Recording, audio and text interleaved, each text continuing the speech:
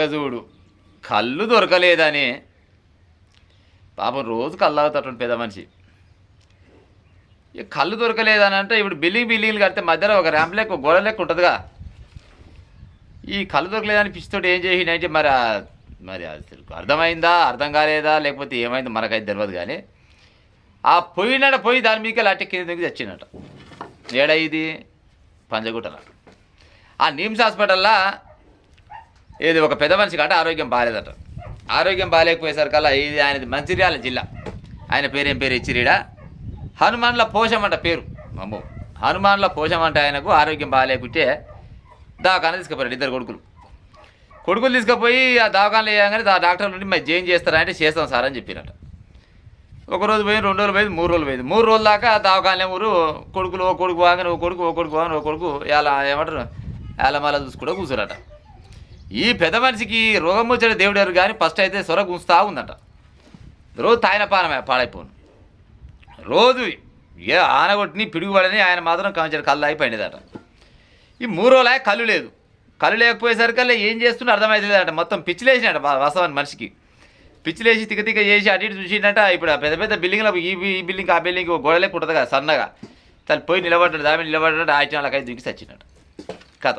కింద పడుతూనే కింద పడంగానే డాక్టర్లంతా పోయి మళ్ళీ నిమ్సులనే మళ్ళీ ఇక ఎమర్జెన్సీ వాళ్ళు వేసి చూస్తారు కల్లా అప్పటికి జీవిడిచిపోయిండే మే చచ్చిపోయింది అని చెప్పినట్టు. పాపం కొడుకులు అనుకుంటారట అట్ట ఆరోగ్యం బాగాలేకుంటే ఇంటికాడ ఉంచిన అయిపోవు తపుణ్యాన్ని తీసుకొచ్చి మయ్యని చంపుకుంటే ఎవరైనా ఏడుస్తారంట పాపం. ఇంకొక అట్లా నిజంగా కళ్ళు మీద ప్రేమ పెట్టు నిజంగా కళ్ళు దొరకపోయేసరికి ఒకసారి ఏమంటారు కదా కుడుగా పెట్టినట్టు అయింది పాపం.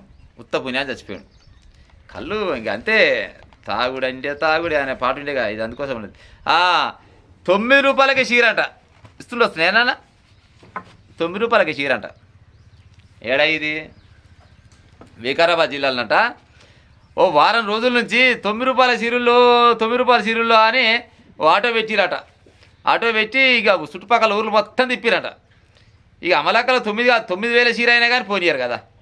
9 రూపాయలైనా ఇక ఎట్ట పోనిస్తారు చెప్పురి. చిన్నగా ఎట్టా చేయాలి. 9 రూపాయల చీర చేతులు పట్టుకోవాలనుకొని ఇక పోయిరంట. రేగులు వారంగానే పోయి ఆ షాప్ ముందర కూర్చురంట. ఆ షాప్ పేరు ఏం వికారాబాద్ జిల్లా వికారాబాద్ జిల్లా కేంద్రంలో శుక్రవారం ప్రారంభించిన జేఎల్ఎం షాపింగ్ మాల్ అంట. అది ఓపెన్ చేసిరంట. ఆడ ఎన్ని చీరలు పెట్టిడు ఆ షాపింగ్ వాడు? 5,000 చీరలు పెట్టినట.